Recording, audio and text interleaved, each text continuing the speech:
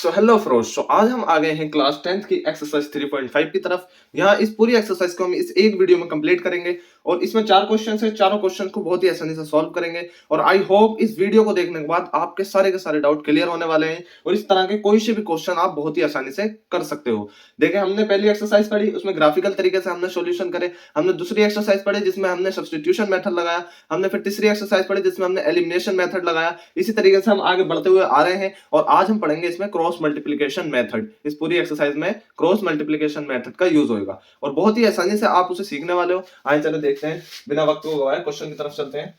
Question 1 क्या कह रहा है? Which of the following pairs of linear equations have unique solution, no solution और इनफाइनाइटली मेनी सॉल्यूशन। यानी कि ये जो हमें क्वेश्चन दे रखे हैं 1 2 3 4, ये 4 पार्ट में क्वेश्चन दे रखा है हमारा क्वेश्चन नंबर 1, जिसमें क्या रखा है हमें चेक करना है। क्या चेक करना है? कौन सा यूनिक सॉल्यूशन रखता है, कौन सा नो, जिसमें एक भी सॉल्यूशन नहीं, किसमें इनफाइनाइटली मेनी सॉल्यूशन है।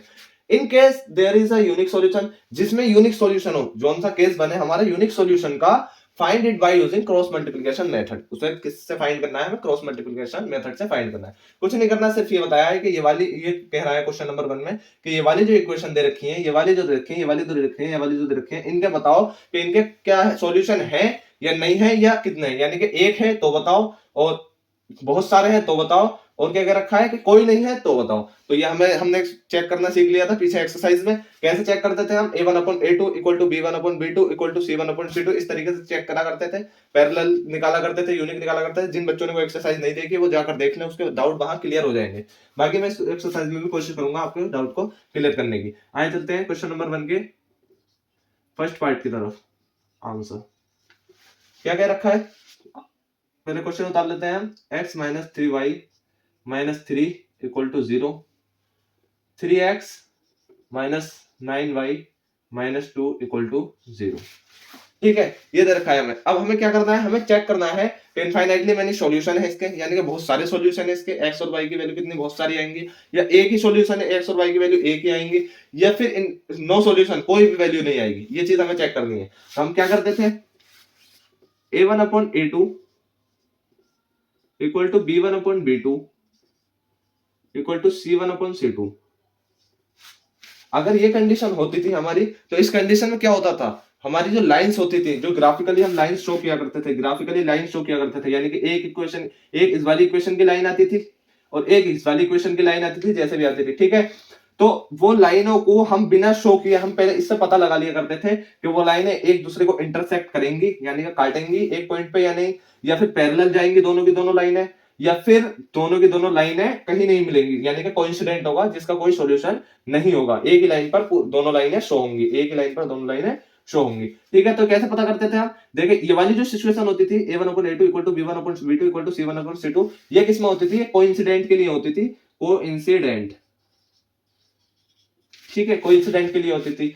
अब कोइंसिडेंट के लिए होती थी तो मतलब कि बहुत सारे सॉल्यूशंस है, many solution, infinitely many solution, infinitely many solution. ठीक है, इन इक्वेशन के इनफाइनाइटली मैनी सॉल्यूशन होते थे अगर इक्वेशन इसको सेटिस्फाई करती थी तो। ठीक है, और अगर यहां ये कट हो जाता है, यानी a1/a2 is not equal to b1/b2, तो क्या होता था? यानी कि दो लाइनें आपस में इंटरसेक्ट कर रही हैं एक पॉइंट पर, तो यानी कि ओनली यूनिक सॉल्यूशन। क्या होता था? यूनिक सॉल्यूशन, एक ही सॉल्यूशन है। ठीक है, यूनिक सॉल्यूशन। ठीक, और अगर ये नहीं होकर इस पे कट होता था, तो यानी कि ये दोनों इक्वल हो गए, a1/a2 इक्वल टू b1/b2, तो हम इससे याद किया करते थे कि ये हमारा क्या है? पैरेलल हो रहा है, तो यानी कि दोनों लाइनें आपस में पैरेलल है, जिसका कोई सॉल्यूशन नहीं होने वाला, क्योंकि ये आपस में मिलेंगी ही नहीं कहीं जाकर। ये मिल सकती है? नहीं मिल सकती। ठीक है, तो अब हम चलते हैं क्वेश्चन की तरफ। बस मुझे ये समझाना था। अब a1/a2 क्या होता था इसमें? देखिए समझ लीजिए, हम ये निकालेंगे इस वाली इक्वेशन में जितने भी होंगे वो a1 b1 और c1 होंगे। ठीक है, a1 क्या है? x वाले क्या है? 1 है। ठीक है, b1 a2 क्या है? 3। तो हम इस वाली को नहीं लिखेंगे, पहले ऊपर वाली इक्वेशन को लिख लेते हैं। ठीक है, b1 क्या है हमारा? b1 देखिए यहाँ पे -3 है, y के साथ जो होता है वो माइनस, वो b1 होता है। ठीक है, -3, और ये बाकी का जो कांस्टेंट टर्म होता है ये c1 होता है। ठीक है, ये c1 हो गया हमारा, कितना है? -3। ठीक है, अब हम ऐसे ही दूसरी इक्वेशन के निकाल लेंगे। a2 3 है, b2 -9 है, और c2 -2 है। चलते हैं क्वेश्चन की तरफ। अब हमें चेक करना है, कुछ नहीं करना। ठीक है, देखते हैं। 1/3 -3/9 और -3/2। अब बताइए क्या इक्वेशन 1/3 इक्वल टू माइनस से माइनस के अंदर 3 जा 9 1/3 हो गया और ये -3/2 तो ये हमारा इक्वल नहीं आ रहा है, ये दोनों हमारे इक्वल आ रहे हैं। तो हमारे लिए इसके लिए क्या सिचुएशन होती थी, अभी मैंने आपको समझाया है कि आपस में बराबर हो रहा है यानी कि पैरेलल हो रहा है। तो क्या हुआ, हम इससे याद किया करते थे कि पैरेलल हो रहा है, ठीक है। तो क्या हुआ, the given equations shows that the lines कैसी हैं, पैरेलल which never meet, जो कभी भी नहीं मिलेंगी, which never meet therefore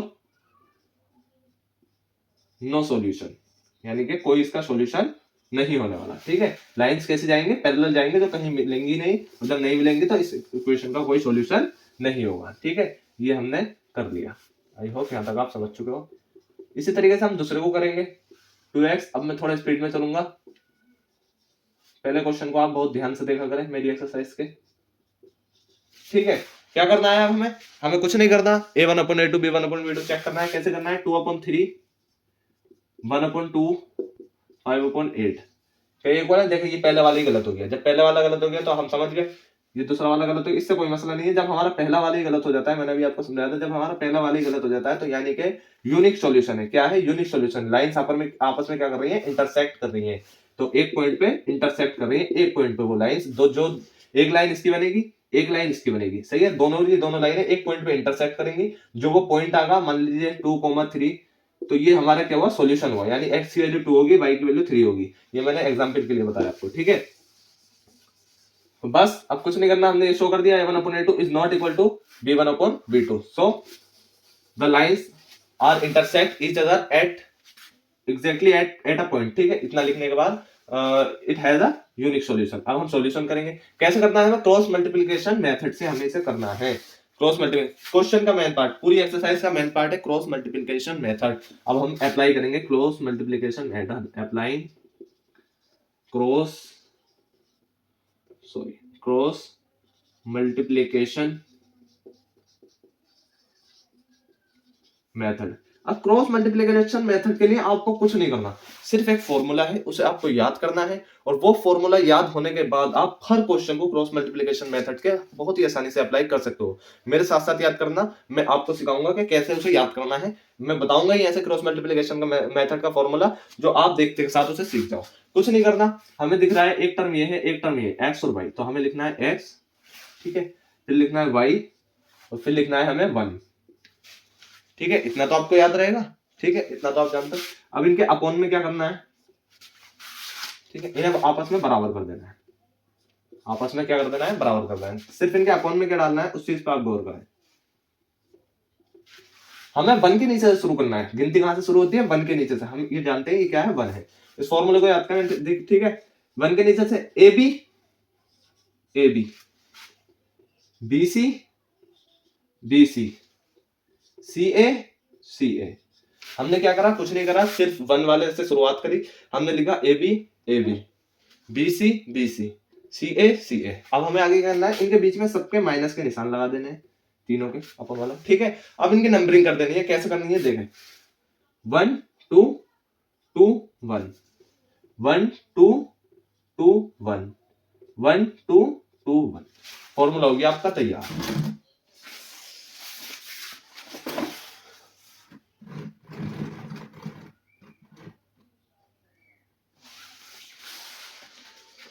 formula हो गया आपका तैयार। इस फॉर्मूले को आपको याद कर लेना है। मैंने आपको बताया इस तरीके से, जो आप इस फॉर्मूले को बहुत ही आसानी से याद कर लें, ठीक है। ये हमारा फॉर्मूला है।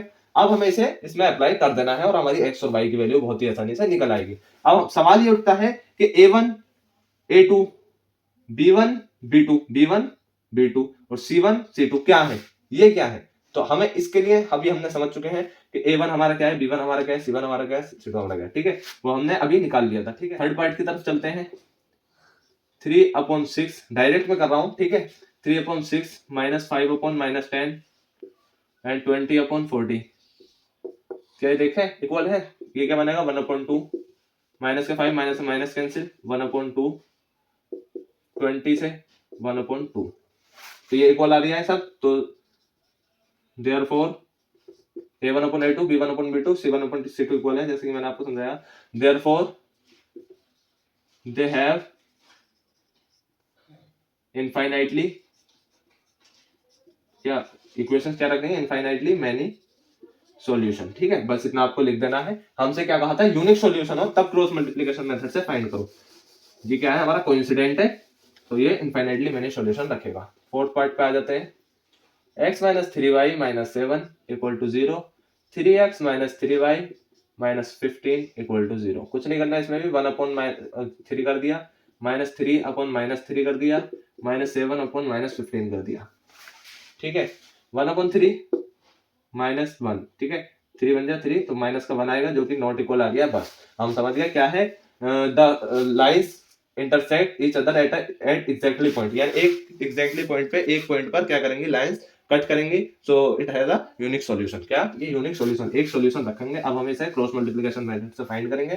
कैसे, मैं डायरेक्ट फॉर्मूले लिख देता हूं जल्दी से।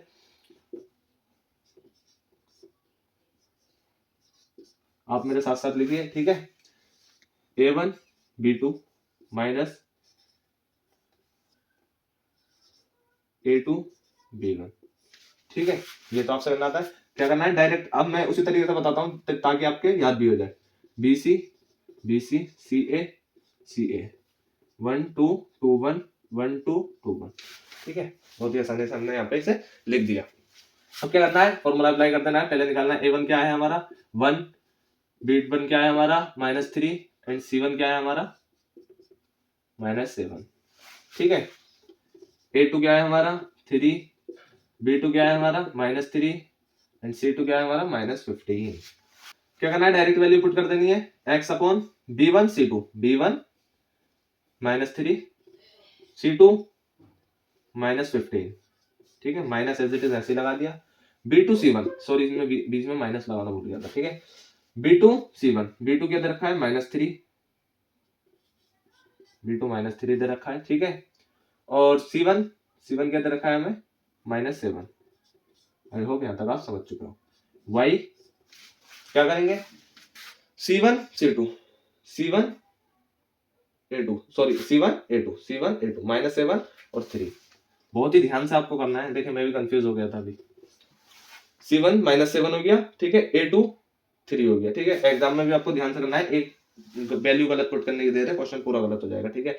c2 a1 c2 -15, ठीक है। आपको माइनस वाली टर्म ब्रैकेट में डालनी है, -15 एंड c2 के बाद a1 क्या है 1 है, ठीक है। आई होप यहाँ तक आप समझ चुके हो। 1/, अब 1/, में क्या डालना है हमें, a1 b2 1, देखो मैं डायरेक्ट डालता हूँ a1 b2 1 की b2 से मल्टीप्लाई, यानी कि -3, ठीक है। मल्टीप्लाई मैंने डायरेक्ट कर दी।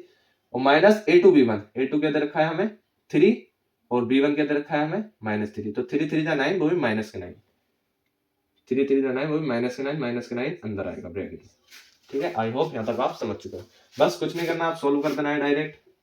देखिए x/-3 की 15 से मल्टीप्लाई की, तो माइनस ये अंदर है, माइनस से बाहर है, तो 45 रह गया। और ये कितना बन गया, माइनस माइनस प्लस हो जाएगा, तो माइनस माइनस प्लस होगा, 7 3 या 3 7 21, ठीक है। एज इट इज बाहर आ जाएगा, इक्वल। अब आ जाएगी इधर 45 - 21, ये आ गया। अब इसकी इससे मल्टीप्लाई y/21, वो भी माइनस के, ठीक है। माइनस इधर से आएगा, -15 की होगी तो ये प्लस के 15, ठीक है। 1 as it is. I hope यहाँ तक आप समझ चुके हो, 1 एज इट इज। और -3 + 9, ठीक है।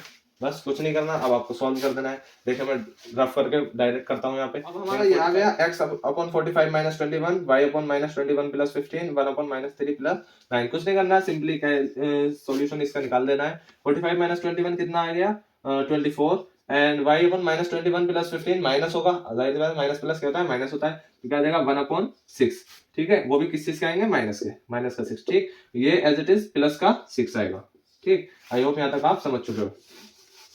क्या करना है, कुछ नहीं करना। इसको एक बार, सॉरी यहाँ y आएगा, इसका ध्यान रखें। इसको एक बार इसके इक्वल रख देना है, इसको एक बार इसके इक्वल रख देना है, बस। x/24 = 1/6 एंड y/6 = 1/6, वही इधर माइनस का आएगा, ठीक है। इसका क्या बन गया 24 एज इट इज यहाँ चला जाएगा, मल्टीप्लाई से डिवाइड में, ठीक है। तो x की वैल्यू क्या आ जाएगी 6 4 जा 24, ठीक है। x की वैल्यू क्या आ गई 4, y की वैल्यू क्या आएगी, जब ये इधर मल्टीप्लाई होगा तो जाकर ये इधर डिवाइड में, इधर जाकर मल्टीप्लाई में हो जाएगा, ठीक है। माइनस का 1, y की वैल्यू आ गई माइनस का 1, x की वैल्यू 4, y की वैल्यू माइनस का 1। आई होप इस क्वेश्चन को भी आप बहुत ही आसानी से समझ चुके हैं। सो ये क्रॉस मल्टीप्लिकेशन का डाउट होता है हमारा क्लियर। अब हम चलते हैं क्वेश्चन नंबर 2 की तरफ। क्वेश्चन नंबर 2 हमसे क्या कह रहा है, for which value of a and b will the following pair of linear equation have an infinite solution. सिर्फ हमें, अब हमें इसमें क्रॉस मल्टीप्लिकेशन मेथड भी नहीं दे रखा, सब्स्टिट्यूशन मेथड भी नहीं दे रखा, एलिमिनेशन मेथड भी नहीं दे रखा। जो आप प्रेफर करो, जो सा आपको अच्छा लगे वो आप इसमें कर सकते हो। जिसमें आपको दे रखा हो उसको आपको उसी मेथड से करना होगा, ठीक है। आए चले फर्स्ट पार्ट की तरफ। क्या दे रखी है equation, 7 and a minus b x plus a plus b y equal to 3a plus b minus 2। बहुत ही आसान क्वेश्चन है। हमसे सिर्फ इतना गया है कि a और b की वैल्यू क्या रखी जाए, जो ये जो पेयर ऑफ लीनियर इक्वेशन है have an infinite number of solution. क्या रखा है, इनफाइनाइट नंबर ऑफ सॉल्यूशन। तो इनफाइनाइट नंबर ऑफ सॉल्यूशन के लिए हमारे लिए कंडीशन क्या होती थी, a1/a2 equal to b1/b2 equal to c1/c2। तो क्या होता था, कोइंसिडेंट होता था, और उसमें क्या होता था, इनफाइनाइट नंबर ऑफ सॉल्यूशन होते थे। बस हमें ये सेटिस्फाई करवा देना है। इसके लिए हमें क्या करना होगा, a1 हमारा क्या है 2 है, a2 हमारा क्या है a माइनस b है, ठीक है। b1 हमारा क्या है 3 है, और b2 हमारा क्या है a प्लस b है, ठीक है। c1 हमारा क्या है 7 है, और c2 हमारा क्या है 3a प्लस b माइनस 2। कुछ नहीं करना, इसको इसके इक्वल रख देना है एक बार, इसको फिर इसके इक्वल रख देना है, या आप इसको इसके इक्वल रख लो, इसको इसके इक्वल रख लो, कोई सा भी आप ले सकते हो, कैसे भी आप कर सकते हो, ठीक है। मैं प्रेफर करता हूं कि इसको पहले इसके इक्वल रख लूं ताकि इक्वेशन मेरी आसान हो जाए, ठीक है। पहले मैंने इसे इसके इक्वल रख दिया, ठीक है, और फिर क्या करा, फिर इसको इसके इक्वल रखा, a minus b equal to 7/3a plus b minus 2। कुछ नहीं करना, क्रॉस मल्टीप्लिकेशन कर देना है। ये इसके डिवाइड में इधर, इधर जाके मल्टीप्लाई में हो जाएगा, ये इसके डिवाइड में इधर, इधर जाके मल्टीप्लाई हो जाएगा। क्या होगा 2a प्लस b, ये इधर मल्टीप्लाई में आ गया, इक्वल में 3a माइनस b, ठीक है। सेम एज इट इज इसमें होना है, सेम एज इट इज इसमें होना है, 3a plus b minus 2, and ये सेम एज इट इज इधर गया 7a माइनस b। कुछ नहीं करना, अब सॉल्व कर देना है। 2a plus 2b equal to 3a minus 3b। क्या आया हमारा, देखिए 3a इधर है तो a वाली टर्म, ये 2a इधर है, इसे उधर पहुंचा दो और b वाली इधर ले आओ, ठीक है। 2b प्लस 3b, b इधर आ गया, ठीक है, और 2a इधर जाएगा 3a माइनस 2a, ठीक है। ये हमारा सॉल्व हो गया। अब देखें ये क्या बना, 5b इक्वल टू a के, ये तो हमारे इक्वेशन बन गई, ठीक है, इक्वेशन फर्स्ट बन गई। इसके लिए हमें क्या करना है, 2 3 जा 6 a प्लस 2b माइनस 2 2 जा 4 equal to 7a minus 7b। कुछ नहीं करना, b वाली टर्म को इधर ले आइए, a वाली टर्म को उधर पहुंचा दीजिए। तो b वाली टर्म जब इधर आएगी तो 7b plus 2b minus 4 as it is ऐसे ही रहेगा, और 7a में क्या आ जाएगा, 7a से माइनस हो जाएगा 6a। तो a की वैल्यू क्या आ गई, 7a माइनस 6a। a की वैल्यू क्या आ गई, 7b प्लस 2b कितना हो गए 7 8 9b, ठीक है, माइनस 4, ठीक है। तो दूसरी इक्वेशन हमारी क्या बन गई, इस इक्वेशन को हम यहाँ रखते हैं 9b minus 4 equal to a, ठीक है। तो अब हमें क्या करना, a को इधर ले आना है, ये 9 है, ठीक है, इसका खास ध्यान रखें, a को इधर ले आना है, या 9b को उधर पहुंचा दीजिए, a minus 9b equal to minus के 4 के हो गया। ये दूसरी इक्वेशन हमारी आ गई। बस कुछ नहीं करना, सब्स्टिट्यूशन मेथड अप्लाई कर दीजिए और आंसर हमारे सामने है, a और b की वैल्यू हमारे सामने है। पहली इक्वेशन क्या बनी हमारी, 5b equal to a equal to, ये हमारी पहली इक्वेशन बन गई, ठीक है। दूसरी इक्वेशन हमारी क्या बनी, a minus 9b equal to minus 4, ठीक है। a की वैल्यू जब हमने इसमें डाली, a की वैल्यू हमने इसमें डाल दी 5b, ठीक है। सब्स्टिट्यूशन मेथड लगा रहे हैं हम, क्या कर रहे हैं, सब्स्टिट्यूशन मेथड, a की वैल्यू डायरेक्ट इसमें डालना है, ठीक है। Minus 9b equal to minus 4, 5b में से जब 9b माइनस हुए तो माइनस के 4b, तो माइनस 4 इधर है, b की वैल्यू क्या आ जाएगी, minus 4 upon minus 4 equal to 1। b की वैल्यू क्या आ गई हमारी 1, और a की वैल्यू क्या आएगी, अब b की वैल्यू 1 है तो a की वैल्यू डायरेक्ट इसमें डाल दीजिए, सॉरी b की वैल्यू डायरेक्ट इसमें डाल दीजिए। क्या हो गया, पहली इक्वेशन में जब हमने डाल 5 बन जाए 5, a की वैल्यू हमारी 5 आ गई। आई होप आप यहाँ तक समझ चुके हो। अब चाहे आप डाल के देख लीजिए, a की वैल्यू 5, b की वैल्यू 1, a की वैल्यू 5, b की वैल्यू 1, देख a की वैल्यू 5, बी की वैल्यू 1, ए की वैल्यू जब हमने 5 डाली, बी की वैल्यू 1, ए की वैल्यू 5, बी की वैल्यू 1, ए की वैल्यू 5, बी की वैल्यू 1 माइनस 2। 5 माइनस 1 कितना बना 4x प्लस 5 प्लस 1 6y, 3 5 जा 15 प्लस 1 16 माइनस 2 14। अब आप कंपैरिजन कर लीजिए 2/4 इक्वल टू 3/6 इक्वल टू 7/14। तो हमारा आंसर बिल्कुल सही है 1/2 1/2 1/2 इक्वल हो गया। ठीक है, आई होप यहाँ तक आप समझ चुके हो। अब चलते हैं सेकंड पार्ट की तरफ। सेकंड पार्ट हमसे क्या कह रहा है, क्वेश्चन 2 गई, for which value of k will the following pair of linear equation have no solution। No solution क्या, सेम एज इट इज ऐसा ही क्वेश्चन है। 3x plus y equal to 1 and 2k minus 1 x plus k minus 1 y equal to 2k plus 1। ठीक है, कुछ नहीं करना, same as it is ऐसे ही करना है। क्या कंडीशन क्या लगानी है हमें, नो सॉल्यूशन के लिए a1/a2 इक्वल टू होना चाहिए b1/b2 के। ठीक है, बस इतना सॉल्यूशन करना है। ये नॉट इक्वल टू आता है c1/c2। ठीक है, ये नहीं होना चाहिए इक्वल। ठीक है, ये इक्वल नहीं होना चाहिए। अगर ये भी इक्वल हो गया तो ये कंडीशन कोइंसिडेंट वाली पहुंच जाएगी। ठीक है, तो अब हमें क्या करना है, कुछ नहीं, direct 3/2k minus 1 and 1/k minus 1 and 1/2k plus 1। ठीक है, ये वाली कंडीशन सेटिस्फाई करनी है, लेकिन हमें क्या करना है, ये इक्वल नहीं आना चाहिए, ये दोनों आपस में इक्वल आने चाहिए। ठीक है, इसके लिए हमें क्या करना है, डायरेक्ट इन्हें इक्वल रख देना है। इक्वल रखा हमने 3/2 के माइनस, अब मैं डायरेक्ट कर रहा हूँ 3 की मल्टीप्लाई k माइनस 1 से कर दी क्रॉस मल्टीप्लीकेशन, एंड 1 की मल्टीप्लाई 2k माइनस 1 से कर दी, 3k माइनस 3 अंदर मल्टीप्लाई की, 2k minus 1 as it is ऐसे ही, 2k इधर आएगा, 3k माइनस 2k इधर हो जाएगा, और माइनस 3 उधर जाएगा माइनस 1 की तरफ, प्लस का 3 प्लस 3 आएगा, ये आ गया 2, और ये k as it is, k की वैल्यू क्या आ गई हमारी 2।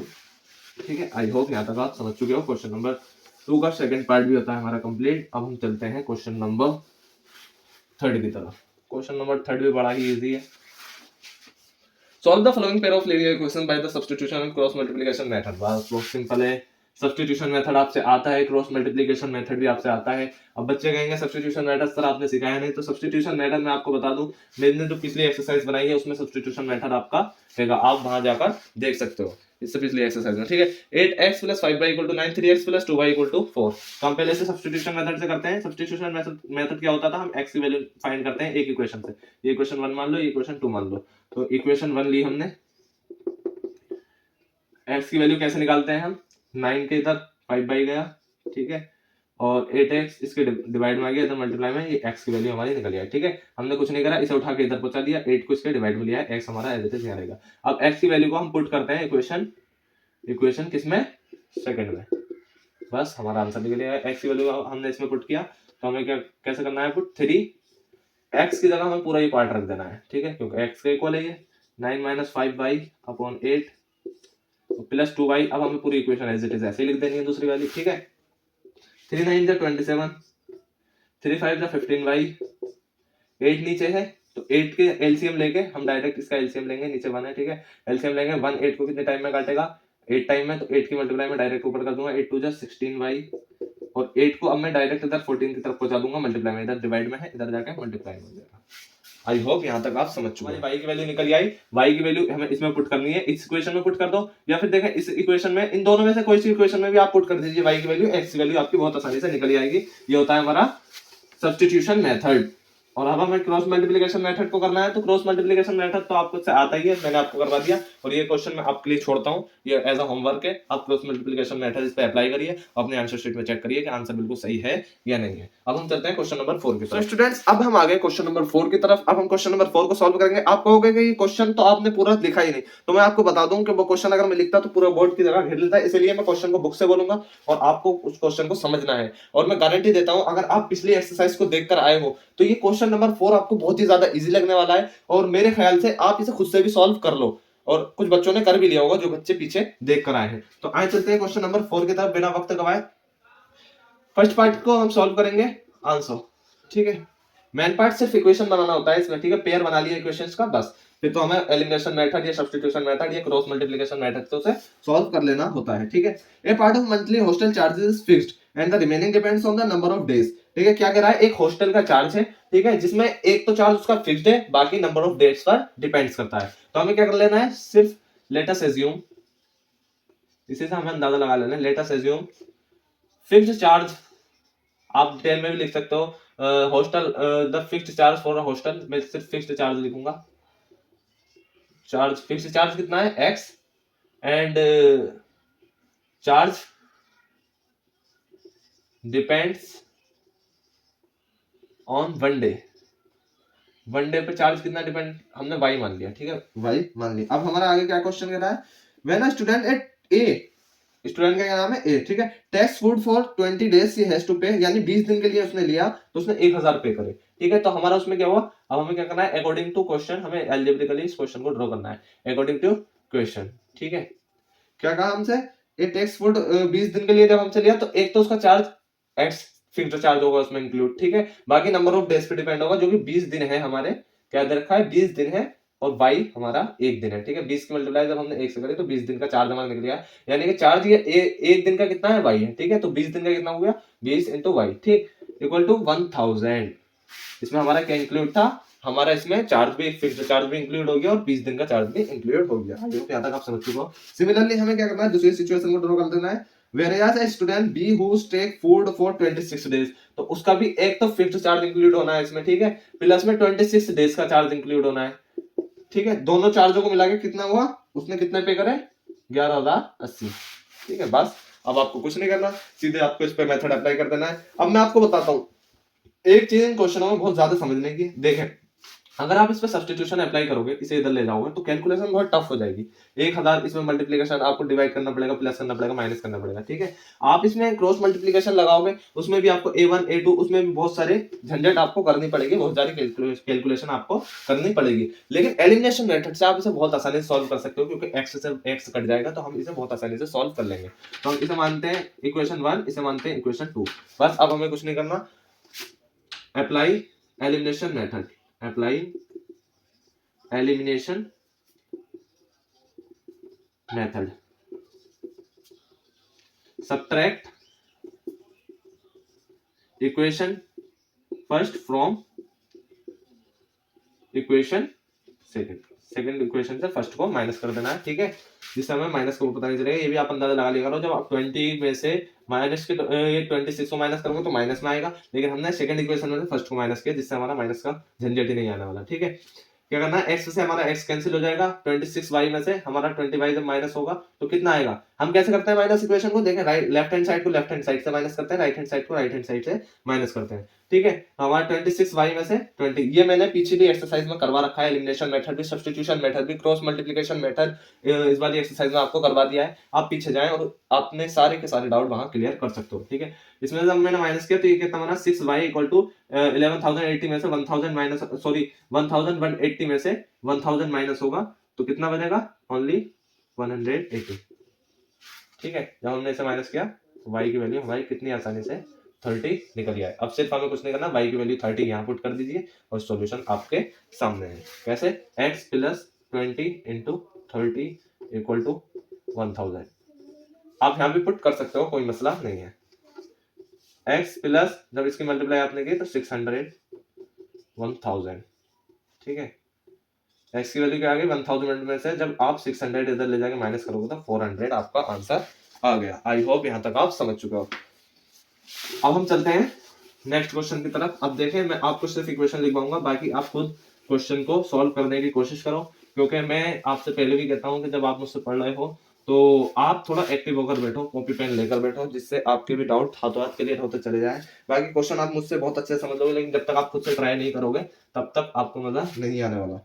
देखें सेकंड क्या कर रहा है, ए फ्रैक्शन बिकम 1/3, एक फ्रैक्शन बनेगी 1/3 when 1 is subtracted from the numerator. तो जब न्यूमरेटर डिनोमिनेटर की बात हो तो सबसे पहले आपको n/d कर लेना है, बस और कुछ नहीं करना। अब आपको क्वेश्चन पढ़ के लाइन बाय लाइन क्वेश्चन को अप्लाई करते जाना है। ए फ्रैक्शन बिकम क्या बनेगी 1/3 बनेगी कब, when 1 is subtracted from the numerator, यानी कि न्यूमरेटर से जब हम 1 सब्ट्रैक्ट करेंगे तो क्या बनेगा 1/3 बनेगा, ठीक है। आगे क्या क्या रखा है, एंड इट बिकम्स 1/4, 1/4 बनेगा कब बनेगा, when 8 is added to its denominator, यानी कि 8 is added to its denominator, यानी कि न्यूमरेटर अपॉन डिनोमिनेटर में हम 8 ऐड कर देंगे तो हमारा क्या बन जाएगा 1/4 बन जाएगा। अब हमें फ्रैक्शन फाइंड कर लेंगे, यानी कि n/d हमें फाइंड कर लेना है, कुछ नहीं करना, फर्दर सॉल्व कर लीजिए। 3 उधर जाके क्रॉस मल्टीप्लिकेशन हो जाएगा, 3 इधर जाएगा, d इधर आएगा, तो 3 n मैंने डायरेक्ट सॉल्व कर दिया है, 3 × 3, ठीक है, d की मल्टीप्लाई 1 से होगी, ठीक है, ये आ गया। अब हमें 3n - d = 3 के हो जाएगा। सेम एज इट इज ऐसा करना है। 4 देखो 4 इधर जाएगा, ये इधर डिवाइड में, इधर जाके मल्टीप्लाई में हो जाएगा, ये इधर डिवाइड में, इधर जाके मल्टीप्लाई हो जाएगा, ठीक है। तो क्या आएगा 4n = d + 8, जो कि बनेगी हमारी दूसरी इक्वेशन 4n - d = 8, ठीक है। पहली इक्वेशन ये बनी, दूसरी ये बनी। कोई सा भी मेथड अप्लाई करके आंसर निकाल लीजिए, न्यूमरेटर भी निकल आएगा, डिनोमिनेटर भी निकल आएगा, ठीक है। मैं यहाँ पे सब्स्टिट्यूशन अप्लाई अगर करके देखो तो बड़ा ही आसान मेथड है और बहुत ही आसानी से ये निकल आएगा। कैसे करना है सब्स्टिट्यूशन मेथड? फर्स्ट इक्वेशन उठा लीजिए, ठीक है। क्या करना है, इक्वेशन फर्स्ट, b के इधर, b को 3 के इधर पहुंचा दिया, ठीक है, एंड 3 इधर डिवाइड में कर दिया, ठीक, एंड निकल आया। इसे इसमें सेकंड इक्वेशन में पुट कर दीजिए, पुट इन इक्वेशन सेकंड। जब इक्वेशन सेकंड में हम n को पुट करेंगे तो क्या आएगा 4 3 जा 12, डायरेक्ट में मल्टीप्लाई कर रहा हूँ, 4 3 जा 12, 4d upon 3 as it is ऐसे ही, माइनस मैंने एलसीएम लेके डायरेक्ट इसे 3d लिख दिया, ठीक है, डायरेक्ट इधर इस इक्वेशन के मल्टीप्लाई कर दिया, 3 8 जा 24, ठीक है। इसे आप सबको रफ कर दीजिए, ये आ गई आपकी इक्वेशन। कुछ नहीं करना, 4d - 3d d बन जाएगा और 24 में से 12 जब माइनस होगा तो 12 आ जाएगा। d की वैल्यू हमारी 12 आ गई और n की वैल्यू क्या आएगी, n की वैल्यू क्या आएगी, इसमें d की वैल्यू पुट कर दीजिए। जब मैं इसमें d की वैल्यू पुट करूंगा, पहली इक्वेशन में भी पुट कर सकते हो d की वैल्यू, दूसरी इक्वेशन में भी पुट कर सकते हो, कोई इशू नहीं है, ठीक है। जब d की वैल्यू मैंने इसमें 12 पुट की, ठीक है, 3n = किसका हो जाएगा 12 उधर जाके प्लस होगा 15, और जब ये कटेगा तो n की वैल्यू हमारी क्या आ गई 5 आ गई। तो हमारा 5 ऊपर आएगा n और ये नीचे 12, ये हमारी n/d फ्रैक्शन हमारी आ गई निकल के, ठीक है। आई होप यहाँ तक आप समझ चुके हैं। देखिए मैंने आपको एलिमिनेशन मेथड भी करवा दिया, एक क्वेश्चन में आपको सब्स्टिट्यूशन मेथड भी करवा दिया। अब मैं आपको देखें क्रॉस मल्टीप्लिकेशन मेथड आपको मैं इसी एक्सरसाइज में करवा चुका हूँ, तीनों की तीनों मेथड मैंने इसमें करवा दिए हैं, ठीक है। जो बच्चे अगर पीछे जाके नहीं भी देखना चाहते तो इस वीडियो को दोबारा चालू करें और इसे बहुत अच्छे से समझ लें। तीनों मेथड आप इसी एक्सरसाइज में सीख जाओगे, तीनों के तीनों method, elimination method, substitution method, cross multiplication method, और सॉल्यूशन को पहचानना भी इसमें आपको बहुत ही आसानी से आ गया, ठीक है। अब चलते हैं थर्ड पार्ट की तरफ, ठीक है। थर्ड पार्ट का Yes scored 40 marks in a test, getting 3 marks for each right answer and losing 1 marks for each wrong answer. तो हमें क्या कर लेना है, लेट अस अज्यूम, हमें अज्यूम कर लेना है, क्या अज्यूम कर लेना है, राइट आंसर के लिए मार्क्स फॉर राइट आंसर 1 डाल देंगे तो और सही ठीक रहेगा। Marks for 1 right answer x and marks for 1 wrong answer के लिए y है, ठीक है। अब अकॉर्डिंग टू क्वेश्चन, बस हमें ये चीज लिखनी होती है, ये चीज पहचाननी होती है। अकॉर्डिंग टू क्वेश्चन हमें क्या करना है, यश ने स्कोर किया 40 मार्क्स स्कोर किया, किस लिए 3 marks for each right answer, यानी कि 3 मार्क्स एक सही क्वेश्चन के लिए उसने किया, ठीक है। तो हमारा 3x एक सही क्वेश्चन के लिए हो गया, ठीक है। प्लस में for each right answer and losing 1 marks, loss कर गया, यानी कि अब हमें जोड़ना नहीं है, अब हमें घटाना है, हर उसने लॉस कर गया, ठीक है। 1 marks for each wrong answer, यानी कि एक आंसर वो गलत आंसर के लिए उसके कम हो गया 1 मार्क्स, ठीक है। ये हमने 1 मार्क्स फॉर रॉन्ग आंसर लिखा था, ठीक है। अब हमें क्या करना है, हेड 4 मार्क्स, अब इसको क्या कर दिया इसने 40 के, ठीक है, 40 के इक्वल, क्योंकि 40 मार्क्स मिला है। अब आगे क्या कह रहा है, had 4 marks been awarded for each correct answer, सही आंसर के लिए 4 मार्क्स अवॉर्डेड हुए, ठीक है। आगे क्या कहा, and 2 marks been deducted for each incorrect answer, वही बात कही थी, 2 marks deducted for each incorrect answer. कितने मार्क्स हुए इसमें 50, ठीक है, उसे 50 मार्क्स मिले। बस अब आपको कुछ नहीं करना, एलिमिनेशन मेथड लगा दीजिए, ये क्रॉस मल्टीप्लिकेशन मेथड लगा दीजिए और आंसर आपके सामने है। अब मैं आपको सॉल्व नहीं कर पाऊंगा, ये आप खुद सॉल्व करके देखो, ठीक है। एक्टिव रहो और क्वेश्चन को सॉल्व करो। आए 4 पार्ट की तरफ, places A and B are 100 kilometre apart on a highway. इस क्वेश्चन को समझना बहुत जरूरी है। देखिए A और B एक पाथ है, ठीक है,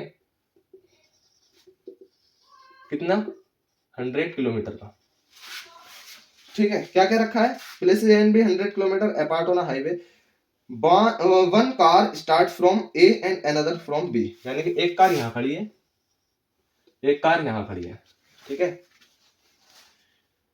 at the same time if the cars travel in the same direction at different speed, यानी कि कार क्या सेम डायरेक्शन में जब ट्रेवल कर रही हैं, सेम डायरेक्शन में जब ट्रेवल कर रही हैं क्या कार हमारी, तो क्या क्या रखा है, same time if the car travel in the same direction at different speed they meet in 5 hours, ये कितने टाइम में मिलेंगी जाकर, 5 आवर्स में मिलेंगी, 5 आवर्स में जाकर मिलेंगी जब सेम डायरेक्शन में चलती रहेंगी, यानी कि स्पीड के बारे में इनकी बात हो रही है, ठीक है।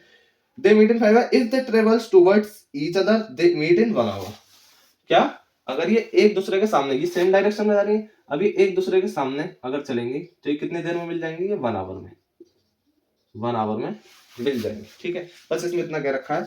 अब क्या है, what are the speed of two cars, तो हमें क्या करना है, रेस्पेक्टिव स्पीड निकालनी है, बस मेन चीज इसकी, respective speed of cars when travel in same direction, same direction में ट्रेवल करेंगे, ट्रेवल सेम डायरेक्शन। एक मेन पार्ट याद रख लीजिए, हमें क्या करना है, लेट अस एज्यूम क्या एज्यूम करना है, इस वाली कार की स्पीड और इस वाली कार की स्पीड को हमें एज्यूम कर लेना है। फर्स्ट कार स्पीड तभी हम रिस्पेक्टिव स्पीड निकाल सकते हैं, यानी कि स्पीड का डिफरेंस। फर्स्ट कार स्पीड कितनी है, x मान लीजिए, और सेकंड कार स्पीड कितनी है, सेकंड लिख देता हूं मैं यहाँ पे, सेकंड कार की स्पीड y मान लेते हैं, ठीक है। रेस्पेक्टिव स्पीड हम यहाँ पे निकालेंगे तो कितनी होगी, इन सेम डायरेक्शन में, जब सेम डायरेक्शन में जा रही है तो x माइनस वाई, ठीक है, क्या होगी, x minus y kilometre per hour, x minus y kilometre per hour. और रेस्पेक्टिव स्पीड क्योंकि एक साथ जा रही है ना, देखें ये वाली चल रही है यहाँ, ये वाली चल रही है यहाँ, तो रेस्पेक्टिव स्पीड क्या होगी, इतना ट्रेवल करने वाली स्पीड, ठीक है, इतने डिस्टेंस को ट्रेवल करना है। Respective speed of cars when travel in, क्या क्या रखा है, ये अपने अलोंग साइड, यानी कि टुवर्ड्स ईच अदर, जब एक टुवर्ड्स ईच अदर, एक दूसरे की तरफ ट्रेवल कर रही है, ठीक है। तो क्या आएगी, x plus y kilometre per hour, expected speed क्या होगी, x plus y kilometre per hour. कुछ नहीं करना, सिर्फ क्या दे रखा है, देखें डिस्टेंस का फॉर्मूला क्या, स्पीड का फॉर्मूला क्या होता है, डिस्टेंस अपॉन टाइम, ठीक है। तो डिस्टेंस कैसे निकलती है, distance equal to s into t, ये इधर मल्टीप्लाई में चला जाता है, ठीक है, वही हमें फॉर्मूला लगाना है, बस समझ लीजिए। डिस्टेंस कितनी है, 100, ठीक है, स्पीड कितनी है, x माइनस वाई, टाइम क्या है, 5 होगा, 5 आवर्स, बस सिंपल है, एज इट इज इसमें करना है, x प्लस वाई, टाइम क्या है, 1 hour, x plus y 1 hour, बस हो गया सॉल्व। एक इक्वेशन क्या आ गई हमारी, 5x minus 5y equal to 100, या फिर आप ऐसा कर दीजिए, 5 से डायरेक्ट कट कर दीजिए, x minus y equal to किसका आ गया, 20 के, और x plus y equal to किसका आ गया, 100 के। पहली इक्वेशन ये आ गई, दूसरी इक्वेशन हमारी ये आ गई, ठीक है। अब हमें इसे सॉल्व कर देना है एलिमिनेशन मेथड लगा के या सब्स्टिट्यूशन मेथड लगा के, बहुत ही आसानी से ये सॉल्व हो जाएगा। आई होप यहाँ तक आप क्वेश्चन को समझ चुके हो। अब हम चलते हैं लास्ट पार्ट की तरफ, इस एक्सरसाइज के, इस क्वेश्चन के लास्ट पार्ट की तरफ, इस एक्सरसाइज के लास्ट क्वेश्चन की तरफ। The area of a rectangle gets reduced by a 9 square metre, area के बारे में बात हो रही है, रेक्टेंगल का। लेट अस अज्यूम एरिया, पहले क्या एज्यूम करना है हमें, length of rectangle is L and breadth of rectangle क्या है B, ठीक है। एरिया ऑफ रेक्टेंगल, क्योंकि एरिया भी इस क्वेश्चन को आप जब ध्यान से पढ़ोगे ना तो एरिया का जिक्र आया, उसमें रेडियस घटाने बढ़ाने की बात हुई है, तो L इंटू B, ठीक है। मैं डायरेक्ट इससे करवाता हूँ, लेंथ इंटू ब्रेथ होता है ना, ठीक है। The area of a rectangle gets reduced by 9 square unit, क्या होगा, 9 स्क्वायर यूनिट रिड्यूस होगा, क्वेश्चन को साथ लेके चलते हैं, रिड्यूस होगा कब, if its length is reduced by 5 units, length क्या होगी, रिड्यूस होगी 5 यूनिट्स, ठीक है। And breadth is increased by 3 unit, breadth क्या होगी, इंक्रीज्ड बाय 3 यूनिट, तो ये हमारा बन गया, ठीक है। यानी कि लेंथ इंटू ब्रेथ हमने क्या करा था, लेंथ इंटू ब्रेथ ये आ गया, ठीक है। अब लेंथ में एरिया हमारा ये दे रखा है, ठीक है। एरिया में से 9 कब घटेगा, जब लेंथ में से 5 ये माइनस होगा, ये इससे माइनस हो जाएगा, ठीक है। मैं स्टेप बाय स्टेप भी करके दिखा सकता था, लेकिन उसमें टाइम आपका ज्यादा खर्च होता है, मैंने डायरेक्ट लेंथ इंटू ब्रेथ की मल्टीप्लाई कर दी, ये बनेगा, ठीक है। अब क्या करना है, दूसरी हमें कंडीशन क्या दे रखी है, दूसरी कंडीशन ये दे रखी है, if we increase the length by 3 unit, यानी कि लेंथ को हम 3 यूनिट इंक्रीज कर दें, ठीक है, and the breadth by 2 unit, और ब्रेथ को 2 यूनिट, तो अब हमारा क्या बनेगा, 2 unit, the area increase by 67 square unit, area हमारा 67 स्क्वायर यूनिट इंक्रीज हो जाएगा, ठीक है। ये हमारा final dimension of the rectangle, L into B निकाल देना है आपको, बात खत्म। कैसे करना है, सोल्व कर देना है, एल बी, ठीक है। पहले इस वाले को सोल्व करता हूँ, पहले वाली इक्वेशन को, ठीक है, सिंप्लीफाई करते हैं। L B minus 9 equal to, इसके अंदर मल्टीप्लाई करते हैं डायरेक्ट, एल बी, ठीक है, plus 3l minus 5b and minus के इधर अंदर मल्टीप्लाई हुई 15, ठीक है। कुछ नहीं करना, एलबी से एलबी कट, इधर आके ये माइनस हो जाएगा, ठीक है। माइनस 15 इधर आएगा, प्लस का 15 हो जाएगा, माइनस 9 प्लस का 15, माइनस 9 प्लस का 15, और ये क्या बना 3l माइनस 5b, ठीक है। एक्स वाई की जगह हमारा एल भी चल रहा है, ठीक है, और कुछ नहीं है इसमें, ठीक। हमारा ये क्या आ गया, 6 आ गया, 3l minus 5b equal to 6, पहले इक्वेशन बन गई हमारी, ठीक है। अब क्या करना है, इस पे आ जाइए, L B plus 67 L B, ठीक है, direct multiply plus 2l plus 3b plus 3 2 जा 6, ठीक है। कुछ नहीं करना, 6 को इधर माइनस कर दीजिए, एलबी को इधर माइनस कर दीजिए, एलबी से एलबी कैंसिल हो गया, 6 इधर माइनस होगा, 61 इधर आ जाएगा, ठीक है, माइनस हो गए, और 2l प्लस 3b, ये हमारा यहाँ आ गया, ठीक है। दो इक्वेशन बन गई। अब आप इसमें कोई सा भी मेथड अप्लाई करके सॉल्व बहुत ही आसानी से कर सकते हो। और पूरी वीडियो को देखने के लिए थैंक यू सो मच। और अब हम चलते हैं एक्सरसाइज 3.6 की तरफ। एक बात का खास ख्याल रखें कि ये जो एक्सरसाइज 3.5 है बड़ी ही ज्यादा इंपॉर्टेंट है, बहुत ज्यादा इंपॉर्टेंट एक्सरसाइज है ये, क्योंकि इस एक्सरसाइज में आपके बहुत सारे डाउट क्लियर हो रहे हैं और बहुत से मेथड अप्लाई हो रहे हैं। देखा, सब्स्टिट्यूशन मेथड इसमें यूज हुआ, इसमें एलिमिनेशन मेथड यूज हुआ, इसमें क्रॉस मल्टीप्लीकेशन मेथड इसमें यूज हुआ। बहुत ज्यादा ये इंपॉर्टेंट एक्सरसाइज है। इस एक्सरसाइज को देखना आप एक बार या 2 बार या 3 बार जरूर देख लें, क्योंकि इसमें सारे आपके डाउट क्लियर हो जाएंगे, ठीक है। आपको पिछली एक्सरसाइज देखने की भी नीड नहीं पड़ेगी, क्योंकि इसमें तीनों के तीनों मेथड भी क्लियर हो रहे हैं, प्लस में आपको कोइंसिडेंट, पैरेलल और यूनिक सॉल्यूशन को पहचानने का पता भी चल जाता है, ठीक है। बहुत सारे मेथड इसमें आपको समझ में आ जाते हैं। And thank you so much for watching full video. अब हम चलते हैं एक्सरसाइज 3.6 की तरफ, आइए।